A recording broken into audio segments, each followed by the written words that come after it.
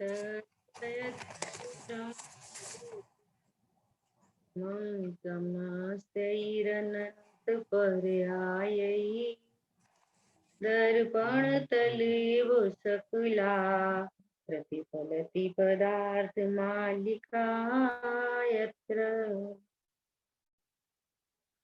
पुरुषा सिद्धि उपाय ग्रंथ और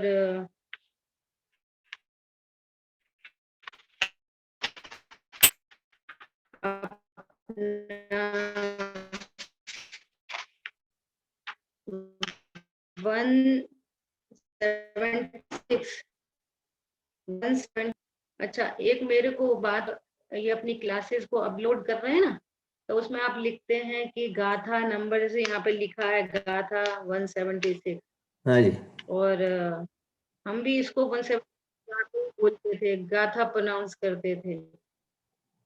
तो ये इसको, इसका प्रोनाउंसिएशन गाथा नहीं है, ये श्लोक होते हैं जो प्राकृत में कही जाती है ना, जैसे कुंद कुंद आचार्य भगवान की गाथाएं, हाँ जी, है ना, और संस्कृत में जो है ये इनको श्लोक कहते हैं।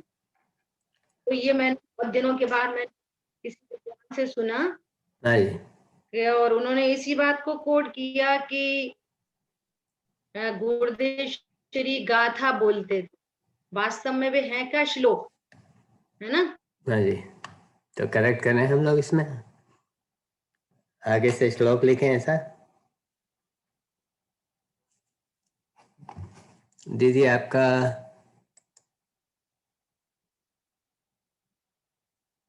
आपको वीडियो स्टॉप कर रहा हूँ मैं।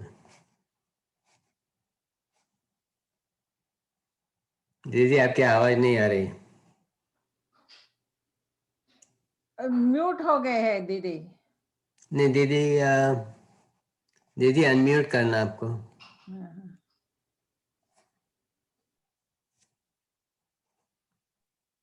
ओके, वहां पर मैंने अच्छे से आज देखा ना, तो आप वहां पर श्लोक नंबर लिखिए, गाथा नहीं। ठीक है। तो अभी कुछ दिन पहले की बात है, तो किन्हीं विद्वान ने ऐसा बोला था कि गुरुदेव श्री भी गाथा बोलते थे, तो वास्तव में वो गाथा श्लोक है ना। तो ऐसा करेक्शन अपने को करना चाहिए। ठीक है, चलिए अपनी 176 पे, तो अपना विषय चल रहा है सल्लेखना अधिकार, अपना चल रहा है ना। और सल्लेखना का अर्थ है कि क्रमशः कषायों को क्रश करना, अर्थात क्षीण करते जाना, अर्थात क्रमशः कषायों का अभाव होना। तो वो कषाय का अभाव कैसे होगा कि शुद्धात्मा के आश्रय से।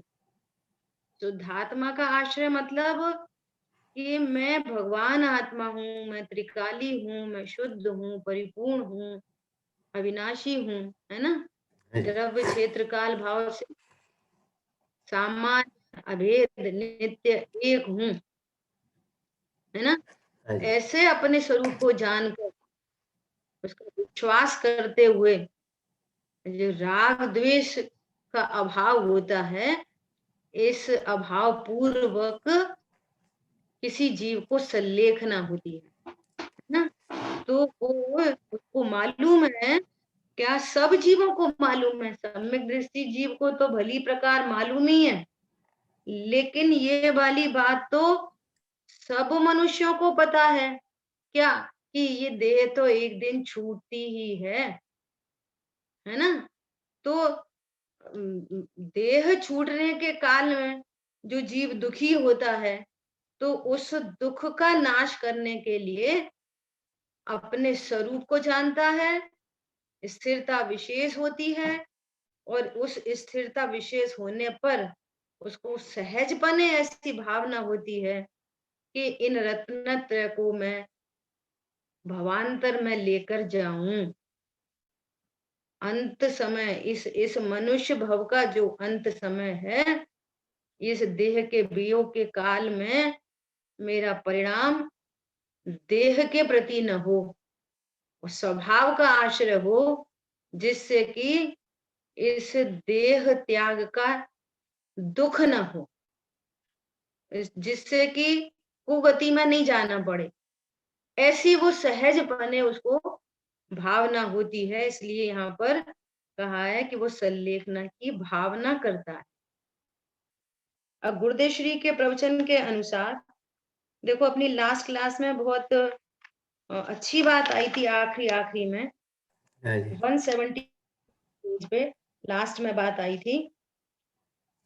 79 पे सबसे लास्ट 4th लाइन है, देखो, अभी राग और पुण्य, देह और आत्मा सब एक मानकर बैठा, और ऐसे शुभ भाव का जो आचरण है, इससे मेरा कल्याण होगा।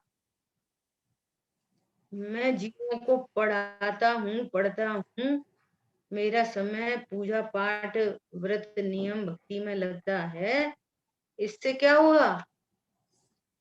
बोलो। मेरा लाभ, मेरा लाभ इससे लाभ मान। हाँ, इससे मेरा लाभ होगा।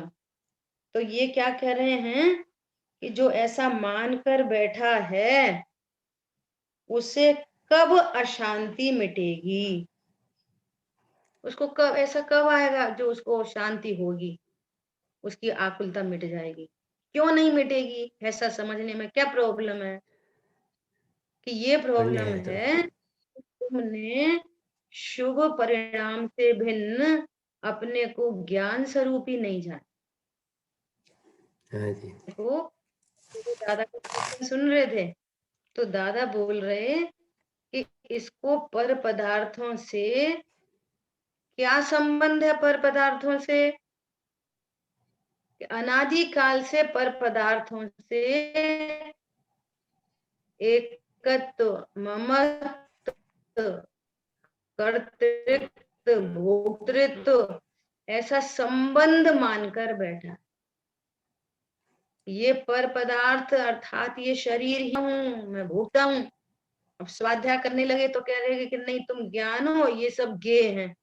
तो पर पदार्थों से गेय ज्ञायक संबंध तो है ना। तो कह रहे हैं गेय ज्ञायक संबंध के नाम पर भी क्या संबंध है? क्या संबंध है? बोलो। ये मेरे ज्ञान में क्या करते हैं, है ना? तो बोल रहे कि अच्छे अच्छे स्वाध्याय होने पर भी फिर वो क्या बोलेंगे, नहीं साहब वो तो बात ठीक है, परंतु घर में देखना तो पड़ता ही है, करना तो पड़ता ही है, बच्चों से कहना तो पड़ता ही है। अब आप बोलो, किसी से बात नहीं करना, सबसे बोलना छोड़ दें क्या? अब विचार करो कि तुम अपने को क्या समझ के बैठे हो कौन, और क्या कर सकते हो? बोलो, मैं कौन हूं और क्या कर सकता हूं? अरे मैं तो ज्ञान स्वरूप ही हूँ। यहाँ पहले स्थापना सबसे पहले ज्ञान स्वभाव की। यहाँ द्रव्य गुण पर्याय के 3 खड़े हैं, फिर वो बढ़िया सा मैच। हरी बात ख्याल में? हाँ जी ऐसी अद्भुत, शुभ परिणाम से मेरा भला होता है। तो कह रहे हैं इसकी शांति को कौन दूर करेगा? तब यहाँ पर कह रहे हैं, देखो अगले पेज पे 180 पेज पे, यहाँ अबंध स्वरूपी भगवान आत्मा में जो बंध परिणाम हो, वे परिणाम अबंध स्वभावी के हैं, ऐसी मान्यता ही अशांति रूप मिथ्यात्व का दुख है। तो कितनी गजब की बात लिखी है। क्या लिखा है?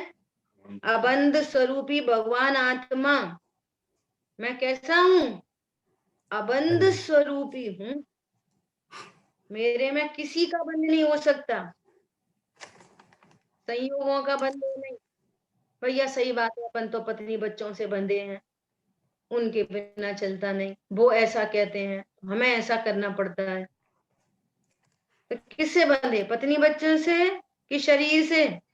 किसी से नहीं। कि उनके राग से, बोलो किस, राग से भी नहीं। हाँ, दो बहुत लोग क्या बोलते हैं, सही बात है, बच्चों से तो नहीं बंधे, बहुत बढ़िया, उनके राग से बंधे हैं अपन। भगवान आत्मा अबंध स्वभावी, और उसमें जो बंध के परिणाम होते हैं उसका कारण अबंध स्वभावी को माने। कितनी विपरीत बात हो गई। अपन पति से तो नहीं बंधे, कर्म से तो नहीं बंधे, राग से बंधे हैं। तो अपन बंधे हैं राग से। तो आपने अबंध स्वरूपी भगवान आत्मा को नहीं जाना। कैसी बड़ी गलती हो गई बहुत सुंदर कि जी। कोई ऐसा बोले कि अंधेरे का कारण सूर्य है, कोई ऐसा समझे। अंधेरे का कारण क्या है? सूर्य है। जैसे सूर्य निकलता है ना, वैसे ही अंधेरा हो जाता है। तो लोग बोले कि ये क्या बोल रहे हो भैया, सूर्य प्रकाश का कारण है कि अंधेरे का कारण है? तो वो थोड़ा तेज बोलने लगा, अरे अंधेरे का कारण सूर्य है, अरे देखो साक्षात प्रकाश है, अरे तुम पागल हो गए, चलो मैं तुम्हें मिलवाता हूँ, देखो कितने। बोले ये तो आप ही बोल रहे हो, इससे तो कोई नहीं बोलता, चलो मैं सुनवाता हूँ कितने लोग बोलते हैं। तो लेके चला गया, वहां पे तो बैठे थे कोई 100-500 लोग, सबके सब कह रहे, अरे सूर्य निकल आया, अंधेरा हो गया, एक स्वर में बोल रहे। कौन थे वे? कौन थे जो एक साथ बोल रहे थे सबके सब? अब उसको सब बता रहे, देखो जी इतने सारे बोल रहे ना, इतने सब बोल रहे ना, कौन थे वे सब? उल्लू थे। उल्लू थे। ऐसे यहाँ पर कह रहे हैं भगवान आत्मा। अब देखो कितनी बड़ी मिस्टेक है ये, कि जो अबंध स्वभावी है, और ये वाली बात सत्य है कि पर्याय में बंध स्वरूपी भाव हो रहे हैं, राग आदि परिणाम हो रहे हैं जो बंध का हेतु बनते हैं। राग भाव बंध का हेतु बन रहा है, तो वो राग की उत्पत्ति अबंध स्वरूपी भगवान आत्मा को नहीं जानने से हो रहे हैं, उसके अभाव में हो रहे हैं कि उसकी प्रेजेंस में हो रहे हैं? क्या बोला? अभाव में, और उस ज्ञान में मैं भगवान आत्मा हूं ऐसा जाना नहीं, इसलिए बंध बंध के परिणाम उत्पन्न हो रहे हैं, राग आदि भाव इसलिए उत्पन्न हो रहे हैं। और भगवान आत्मा ही अगर बंध का कारण बन जाएगा तो ये बंध के अभाव का कारण कहाँ से लाएंगे फिर? कोई फिर है ही नहीं। बंध के अभाव का कारण कौन बनेगा? बोलो। एक दीपक जलाया, है ना, तो वो रोशनी तो हो रही है दीपक में से, पर उस दीपक की रोशनी में से दीपक नहीं दिख रहा। तो इस दीपक को देखने के लिए किस दूसरा दीपक जलना है, फिर दूसरे दीपक को देखने के लिए तीसरा दीपक। ऐसा होता ही नहीं। समझ में आ रही है? दीपक स्वयं को भी दिखाता है। बोलो कितनी गड़बड़ हो जाएगी माया में। और यदि अंधेरा है, इसका अर्थ है कि वहां पर प्रकाश नहीं है, प्रकाश के अभाव को अंधेरा कहते हैं। जहां गरीबी है उसका अर्थ है कि यहाँ पर धन नहीं, धन के अभाव को निर्धन गरीबी कहते हैं। गरीबी का कोई सोर्स नहीं है। ऐसे ही अंधेरे का कौन सोर्स है? अंधेरे का सोर्स कौन है? वो ऐसे राग आदि का सोर्स कौन है? सोर्स कौन है राग का सोर्स? अरे जहां आत्मा रूपी सूर्य का अंधेरा है, वहां पर राग रूपी अंधेरा उत्पन्न होता है, उसके अभाव में राग उत्पन्न होता है। ऐसा भगवान आत्मा अबंध स्वरूपी है, परिणाम में बंध के पर्याय में बंध के परिणाम हो रहे हैं, तो उसका कारण भगवान आत्मा को जाने। ऐसी मान्यता वाले को दुख से कौन बचा सकता है, ऐसा कह रहे हैं यहाँ पर। आधी बात समझ में? यह मान्यता छेद कर भगवान आत्मा राग के पुण्य के परिणाम से भी भिन्न, अशांति से भिन्न, राग अर्थात अशांति उससे भिन्न ऐसा स्वभाव का साधन श्रद्धा ज्ञान से किया, उसके वर्तमान परिणाम में भी शांति और उग्र शांति लेने के लिए सल्लेखना के समय की भावना भरता है। उसके परिणाम में शांति होती है, और शांति होते से ही उस शांति की वृद्धि हुई, और ऐसी शांति की वृद्धि वाला सल्लेखना की भावना भर। लास्ट क्लासों में अपनी चर्चा आई थी, तो वो प्रश्न रह गया था कि भावना और निदान में क्या अर्थ है, सॉरी क्या डिफरेंस है। यहाँ सल्लेखना को चाहता है ना, और कोई राजा आदि के पद चाहता है, कोई देव होना चाहता है, तो चाहता चाहता इच्छा तो दोनों में हो गई ना। पॉइंट पकड़ में आया? तो फिर दोनों एक ही बात हो गई।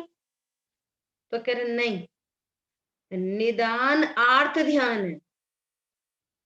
निदान क्या है? आर्त ध्यान का एक भेद है निदान, और ये धर्म ध्यान है, सल्लेखना, सॉरी किसी भी प्रकार की भावना। बारे भावना क्या है? भावना है, 16 कारण भावना। हरी बात समझ में? तो क्या अंतर है दोनों में? कि जहां विषय भोग की वांछा है, भोगों की वांछा है, ऐसे पाप रूप परिणाम की वांछा, वो निदान है ना। और मोक्ष मार्ग की वांछा, उसको भावना कहते हैं। मैं मोक्ष मार्ग पर अग्रसर बन के विचरूं, वो घड़ी कब आएगी।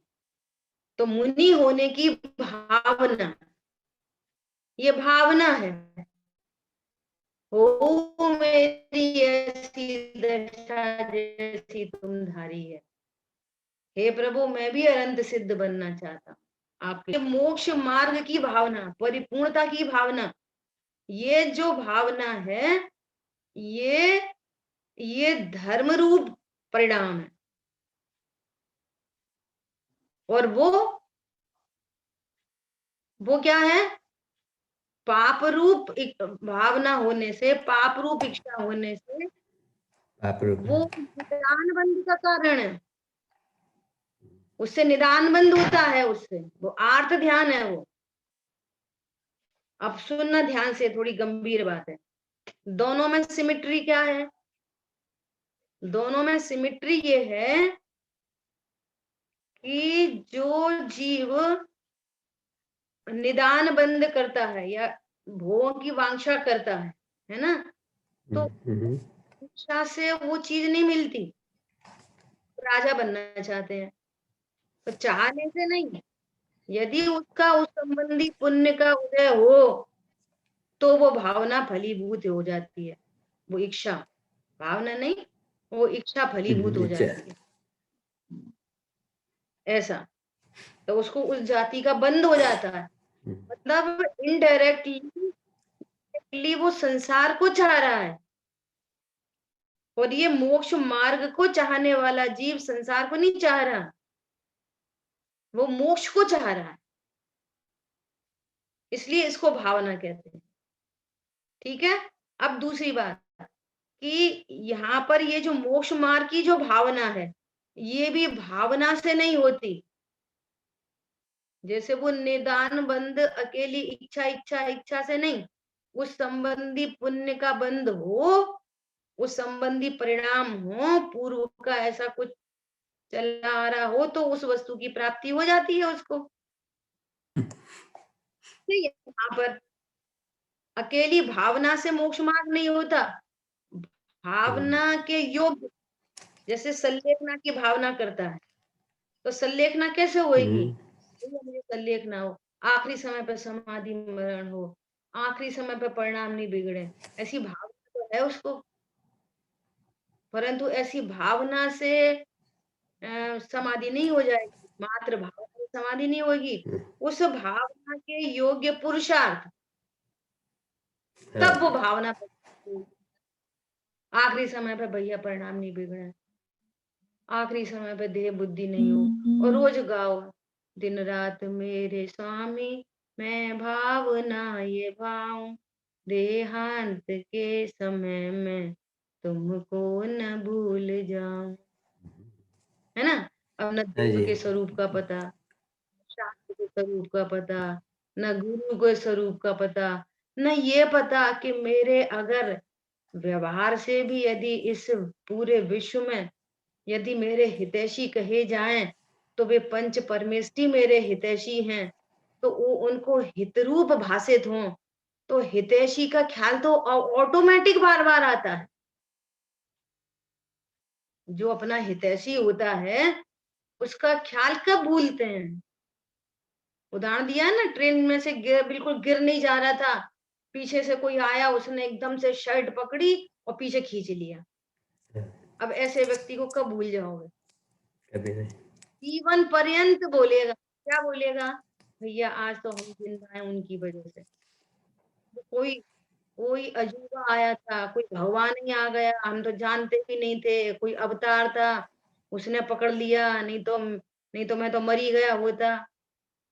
ऐसा समझ में आ रही है? ऐसे जो देवशास्त्र गुरु के स्वरूप को जानते हैं भली प्रकार से, और पता चलता है कि अरे ये शुद्धात्मा है, और भगवान ने बताया है कि बाहर का सब कर्माधीन है, तुम देह नहीं, तुम ज्ञान स्वरूप ही हो, ये रागादि भी तुम्हारा स्वरूप नहीं, ये अशांति तुम्हारा स्वरूप नहीं, ये स्वभाव के आश्रय से शांति उत्पन्न होगी, और उसको शांति का की कणिका प्रकट हुई उसको शांति।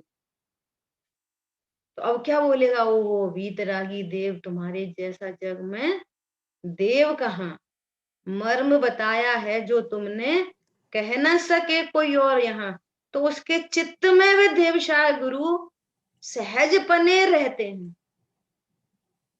पण समझ में आया? और अकेली भावना भाते रहो, देहांत के समय में तुमको न भूल जाऊं, तो गा रहे हो, और या तो देह की आ रही है पीड़ा, बहुत हो रही है, पीड़ा बहुत हो रही, तो भगवान को याद कर रहे हो कि अपने शरीर को याद कर रहे हो? पॉइंट समझ में आ रहा है? हाँ दीदी। अरे कदाचित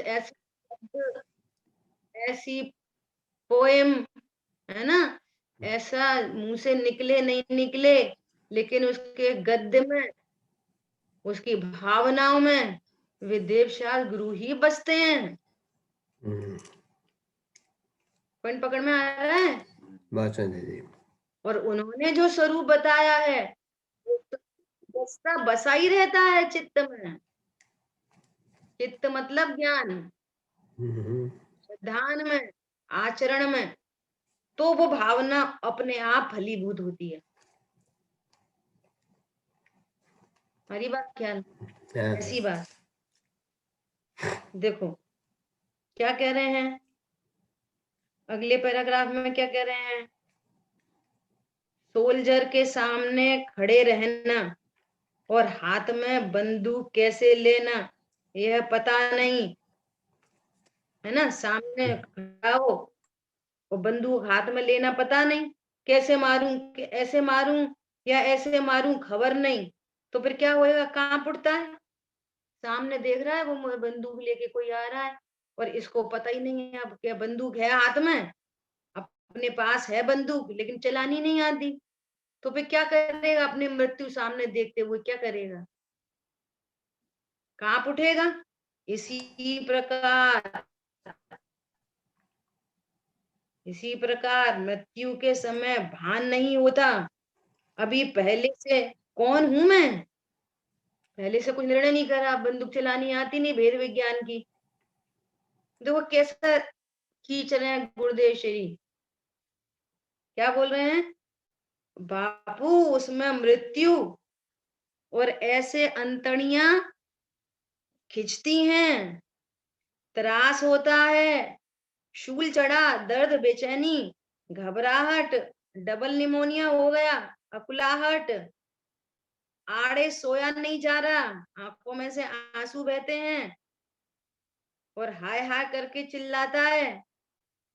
अब यही होने वाला है। क्यों? शांति के काल में आपने आयुधशाला में हथियार चलाना तो सीखा नहीं। अब युद्ध के मैदान, मृत्यु क्या है, युद्ध का मैदान में खड़े हो, बंदूक है अपने पास, ज्ञान रूपी बंदूक तो है, उसको चलाना नहीं सीखा, और ऐसी स्थिति परिस्थिति बनेगी। आ रही बात समझ में? शरीर ही मैं नहीं, मैं इसे संभालता नहीं, संभालने से वह रहता नहीं। शरीर की तो बात कौन करे, यह राग में नहीं, राग को करना मेरा स्वरूप नहीं। अब मैं मतलब कौन, मैं मतलब त्रिकाली ध्रुव भगवान आत्मा। अशांति को करना वह जीव का स्वरूप नहीं, राग पुण्य का विकल्प अशांति करना वह शांति स्वरूप भगवान आत्मा का कर्तव्य नहीं, ओपोजिट है एकदम, स्वभाव से विपरीत पर्याय है। स्फटिक मणि ट्रांसपेरेंट है, हरी नीली पीली रही है, तो वो स्वभाव के विपरीत दिख रही है। तो स्वभाव के विपरीत दिखना वो जरूर किसी न किसी के कांटेक्ट में आई है, वो उसका स्वभाव नहीं है विपरीत दिखाई देना, कलरफुल दिखना, उसने संसर्ग किया। समझ आ रही बात? ऐसे यहाँ पर मैं त्रिकाली ध्रुव भगवान आत्मा का स्वरूप नहीं है अशांति की उत्पत्ति हो। आत्मा शांत स्वरूप, आनंद स्वरूप को भिन्न करके जिसने शांति प्राप्त की है, वह मृत्यु काल में यह मेरा धन साथ में जावे। कौन सा धन, कौन सा धन साथ में जावे, रत्नत्रय का धन, रत्नत्रय रूपी धन, ये रत्नत्रय रूपी धन साथ में जावे, मेरी संलेखना की भावना करता है, ऐसा कह रहे हैं। और अकेली भावना हो तब तो निर्णय नहीं करे, देवशा गुरु के स्वरूप का निर्णय नहीं करे, अपने स्वरूप का निर्णय नहीं करे, तो अकेली भावना से नहीं होता, आकुलता ही रहेगी। जैसे लोक में कोई ऐसा सपने देखता रहे, मेरी भी बहुत बड़ी गाड़ी हो, मेरे भी बहुत बड़ा बंगला हो, मेरा ऐसा हो, और उस योग्य पुरुषार्थ नहीं करे तो वो मिलती नहीं है। और लौकिक में तो वास्तव में ये सिर्फ नीति कहने के वचन है, वो तो 110% कर्माधीन है। कोई बहुत उस योग्य पुरुषार्थ करता है तो भी प्राप्ति नहीं होती, क्योंकि वैसा उसका कर्म ही नहीं है, उदय ही नहीं है उसका, है ना। वो तो एकदम से पराधीन क्रिया है, तो भी जीव उसके उस ओर लगे रहते हैं। लेकिन ये तो 100% स्वाधीन क्रिया है। ये तत्व निर्णय करे तो आनंद होवे ही होवे। आत्माश्रित आनंद कर्माधीन नहीं है, वो स्वाधीन क्रिया है। अभी तत्व निर्णय करे तो अभी आनंद हुए, और इसमें आगे पीछे का मामला भी नहीं है कि अभी करे तो भवांतर में मिले। अभी अभी आत्मा को लक्ष्य में ले तो अभी आनंद हो, और अभी आत्मा को लक्ष्य में नहीं ले, करोड़ों उपाय करे तो दुख से कौन बचाए, कोई नहीं बचा सकता। फिर भावना करे, कोरी कोरी भावना करे, ऐसा। देखो 181 पेज पे क्या कह रहे हैं, देह छूटे बिना रहती नहीं, लाख डॉक्टर को बुला इंद्र और नरेंद्र आवे, जिस समय में देह छूटना है उसे कोई रोक नहीं सकता। लाख रुपयों पे घिसकर पी जाए, क्या बोल रहे हैं, सोने का पाट हीरा भरा हो उसको पी जाओ।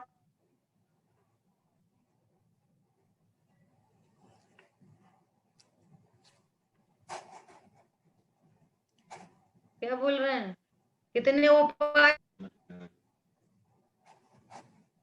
तो भी देह तो छूटेगी, है ना, ऐसा कह रहे हैं। करना चाहिए, क्या करना चाहिए कि देह छूटने से पहले पूरा बल, पूरी ताकत तत्व निर्णय में लगानी चाहिए, कि स्वाध्याय करना चाहिए। प्रवचन सार जी की 80 नंबर की गाथा में कहा कि जो अनंत को द्रव्यपने गुणपने पर्यायपने जानता है, उसका वो अपनी आत्मा को जानता है और उसका मोह का नाश अवश्य होता है ना। तो शिष्य ने प्रश्न किया, तो साहब इसका कोई और विकल्प है क्या, एनी अदर ऑप्शन? तो आचार्य भगवान ने क्या आंसर दिया, स्वाध्याय करो। समझ में आ रही है? ऐसे ही यहाँ पर कह रहे हैं कि भैया जब तक ये छूटे नहीं, उससे पहले तत्व निर्णय करो, और तत्व निर्णय के लिए क्या करें, कि स्वाध्याय करो। हाँ जी, बहुत सुंदर। देखो बिल्कुल समझना बहुत जरूरी बात, जैसे अपन यहाँ पर सुनना सुनाना चल रहा है ना, ये और है, इस कर्म के अधीन की व्यवस्था बन गई है, ऑटोमेटिक। समझ में आ रही है? मैं जग का करता क्या काम, कोई जग का करता क्या काम, होता स्वयं जगत परिणाम। ये स्वयं ही जगत का परिणाम हुआ, कोइंसिडेंस बना है ऐसा कि अपन सब एक स्थान पर बैठकर अपने अपने घर में बैठकर और ये स्वाध्याय कर रहे हैं। परंतु परंतु यदि आपका स्वाध्याय करना और कराना परलक्षी वृत्ति है, तो बहुत बड़ा लॉस में जा रहे। हमें तो पढ़ाना है, हमें तो पढ़ाना है, हम तो इसको ऐसा पढ़ाएंगे, ऐसा दृष्टांत देंगे, ऐसा समझाएंगे, वो करेंगे, तो आप बहुत बड़े भ्रम में हो। समझ में आ रही है? बहुत लोग कहते हैं हम आंसर करेंगे, हम पेपर देंगे, हम इतने नंबर लाएंगे, बहुत बड़े भ्रम में हो। ये पढ़ना पढ़ाना तो एक कोइंसिडेंस है, लेकिन इस चाहे वो पढ़ना हो कि चाहे पढ़ाना हो, वो आत्मा के, मैं आत्मा हूं ऐसे जानने के लक्ष्य से होना चाहिए। बहुत सुंदर। पढ़ना भी स्वलक्ष्य से और पढ़ाना भी स्वलक्ष्य से। समझ आ रहा है? और पढ़ाने वाला सबसे पहले तो उसका ही ज्ञान सुनता है। कौन सुनता है सबसे पहले? स्वयं। उसी का ही ज्ञान सुनता है, दूसरे का उपयोग लगे तो सुने सुने सुने, नहीं सुने नहीं सुने। दूसरे की क्या जिम्मेदारी है कि उसको हम समझाई रहे। और इस बात को जो नहीं समझता, वो अपनी समय शक्ति किस में लगाता है कि हम उनको याद करा देंगे, उन्हें समझा देंगे, उन्हें समझा देंगे, और खुद पढ़ा पढ़ा के भी कोरा का कोरा ही रह जाए। पॉइंट समझ में आ रही है? बहुत सुंदर है। जो जिस स्थान पर है, पढ़ना पढ़ाना तो एक क्रिया है, जो जहां जिस स्थान पर है वो स्व लक्ष्य से पढ़े पढ़ाए, इसमें मेरा हित है। आ रही बात समझ में? देखो इस बात को और बहुत मोटिवेशनल तरीके से गुरुदेव श्री 182 पेज पे सबसे लास्ट पैराग्राफ में कह रहे हैं, जिसकी जिसे प्रीति उसकी उसे भावना ऑटोमेटिक होती है। आपको किसकी प्रीति है?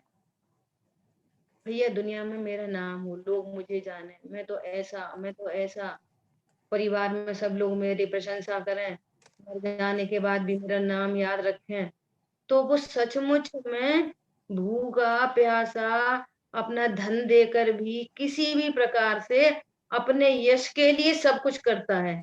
क्यों? उससे रुचि किसकी है? यश की, यश की। अपने यश की। बस, तो उसके लिए सब क्या बोल रहे हैं, जिसकी जिसे प्रीति होती है उसकी उसे भावना होती है। अब यदि आपको ये वाली बात ख्याल में आई है, ओहो ये परद्रव्य तो मेरे किसी काम के नहीं।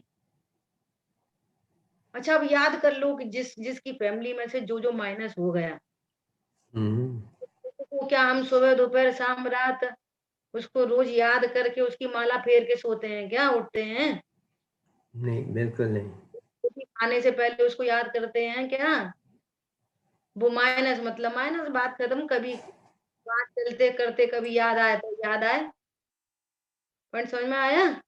यदि वो चला जाने वाला जीव तत्व निर्णय करके अपना हित करके गया होगा तो उसका भला, और यदि वो तत्व निर्णय करके नहीं, एकांत रूप से परिवार के लिए, उनके लिए, इनके लिए, समाज के लिए, है ना, ये सब करके अपना उसने कभी अपने हित का कभी विचार नहीं किया, तो बोलो कौन किसको कितना याद रखता है? ये फैक्ट है एकदम। बिल्कुल दीदी, बहुत सुंदर। अच्छा, अब उसका दूसरा रूप, कोई ऐसा विचार कर सकता है तो फिर किसी के लिए कुछ नहीं करना चाहिए क्या? है ना? तो उसका हाँ जी, आंसर क्या है कि तुम कर सकते नहीं। क्या बोला? कर किसी के लिए सकते कुछ नहीं, करना होने नहीं योग्य। चाहिए। हाँ, बहुत बढ़िया। कर सकते नहीं, जिसका जैसा पुण्य का पाप का उदय, तुम्हारा जैसा शुभ अशुभ परिणाम, तुम्हारे जैसे आगामी बंद होना हो पाप का पुण्य का, वैसी व्यवस्था बनती है बाहर में।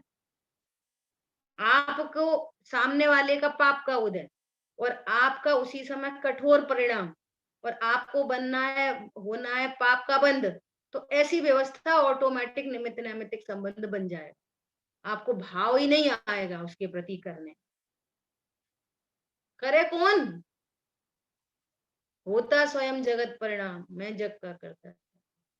और सामने वाले का पुण्य का उदय होए और तुम्हारे को सहज में ऐसी मंद कषाय का भाव हो, तो आप क्या बोलोगे? अरे नहीं नहीं, हम देख लेंगे, आप बिल्कुल चिंता नहीं करो। ऐसे निमित्त नैमित्तिक संबंध बनते हैं बाहर में। समझ में आ रही है? और सुनना, कोई कुछ नहीं कर रहा, अनादि अनंत बाहर की जितनी व्यवस्थाएं हो रही हैं वो अनादि अनंत फिक्स हैं। कोई कोई काम जानबूझ के नहीं हो रहा, कुछ भी। जैसे आज जो स्थिति है, अब 3 भाव पहले कोई सर्व भगवान से पूछता कि आज हमारे घर में कितने लोग होते, तो भगवान क्या बताते? इतने लोग होते। तो फिर किसने किया? कि कोई नहीं। बाहर की सारी व्यवस्थाएं ऑटोमेटिक हैं। इसी व्यवस्था के बीच में जो तत्व ज्ञान करता है, उस जिसको तत्व ज्ञान की रुचि होती है, वो इस भव समुद्र से पार हो जाता है। और नेचुरल में जो तत्व ज्ञान करता है, नेचुरलिटी में उसका घटता हुआ पाप होता है, बढ़ता हुआ पुण्य होता है, शुभ भाव होते हैं बढ़ते हुए। उसके शुभ परिणाम भी ईमानदारी के होते हैं, मायाचारी के नहीं होते, छल कपट के नहीं होते, और ज्ञायक पर दृष्टि रहती है। देखो, काम सब हो रहा है और वो अपने को ज्ञायक देख रहा है, अकर्ता देख रहा है। पॉइंट आ रहा है समझ में? तो अब करें कि नहीं करें, करने का मैटर ही नहीं है। ऐसी अद्भुत बात है। क्या बोल रहे हैं? जिसकी जिसे प्रीति उसकी उसे भावना होती है, जिसकी जिसे आवश्यकता उसमें उसका पुरुषार्थ गति किए बिना नहीं रहता। Now check yourself. अपने आप को आज भी चेक कर लो। आज पहली बार सोच समझोगे, आज हम पहली बार वो स्वाध्याय कर रहे हैं, आज वेरी फर्स्ट टाइम। आज से पहले हमने कुछ नहीं सुना, हम कुछ भी नहीं जानते। अब आज ईमानदारी से डायरी पेन उठाओ और अपना लक्ष्य बनाओ कि मेरा क्या लक्ष्य है, क्या लक्ष्य। टोडरमल जी ने कितना गजब का चित्रण किया है मोक्षा प्रकाशक जी में।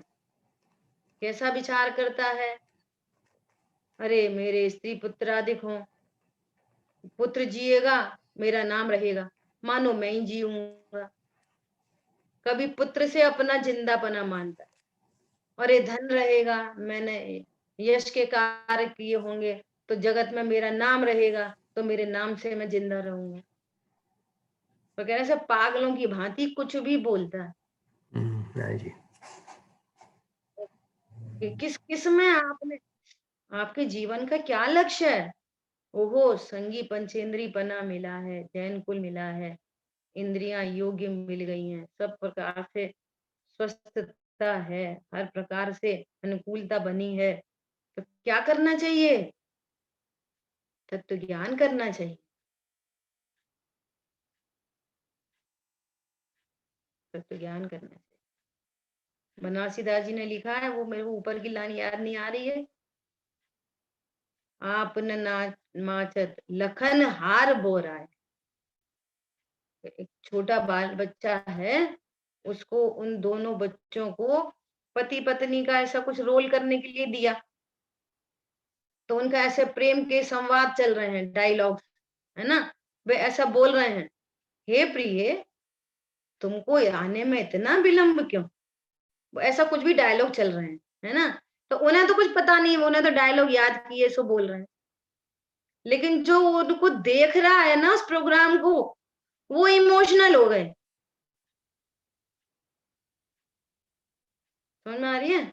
ऐसे ही कितना घाटे का सौदा है कि हम तो पढ़ा रहे हैं, सो हम तो पढ़ा रहे हैं बस, और जो पढ़ रहे हैं वो इमोशनल हो गए, उन्हें तत्व ज्ञान कर लिया। इमोशनल मतलब वे तत्व ज्ञानी हो गए, और हम इसी वो घमंड में ही रहे कि हम तो बहुत अच्छा पढ़ाते थे। समझ में आ रही बात। शिष्य शिष्य ने मोक्ष पा लिया पहले। बहुत बढ़िया। क्या बोल रहे हैं, अब आप निर्णय करो, मेरे जीवन का लक्ष्य पढ़ाना है, मेरे जीवन का लक्ष्य पढ़ना है, मेरे जीवन का लक्ष्य तत्व निर्णय करना है, मेरे जीवन का लक्ष्य समाज को सुधारना है, मेरे जीवन का लक्ष्य बच्चों को सुधारना है, मेरे जीवन का लक्ष्य बहुओं को सुधारना है। क्या करना है, मेरे जीवन का क्या लक्ष्य है, तत्व निर्णय। तत्व निर्णय। ऐसे ऐसे लक्ष्य बने रहते हैं लोगों के